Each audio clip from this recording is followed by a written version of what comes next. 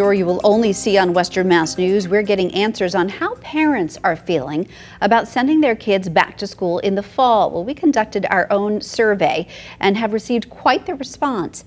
Western Mass News reporter Sarah Grinelli has the results. There's just so many unknowns. More questions than answers for parents when it comes to sending their kids back to school in the fall during the coronavirus pandemic. Western Mass News wanted to hear from you, and the response to our survey was overwhelming. More than 1,000 entries within the last 24 hours. Here is what we found.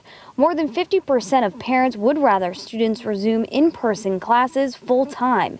At least 20% would like students to stick with remote learning at home, while a small portion says they'd like a combination of the two, both in-person and remote. We checked in with one local mom to see how comfortable she is with her kids going back to school during a pandemic. I certainly want my kids to get back to school because I think, it's not ideal to continue on with the virtual learning, but it's also not ideal to put them back in school if it's not safe for them to be back at school. Parent of 3 young boys in West Springfield, Sarah Moriarty tells Western Mass News she, like many other parents, are concerned about the state guidelines for wearing masks and socially distancing. My kids don't love wearing the masks. I think it's hard. I think it will be especially difficult in a school setting. I think it will be challenging trying to communicate with kids with the masks on. West Springfield is among the communities reaching out to parents for input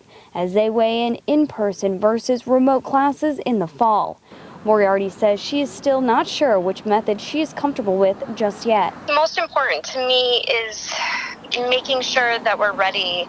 I think my nervousness for sending them back comes with seeing what happens over the summer now that states are starting to reopen slowly, and with the summer months comes so much socialization.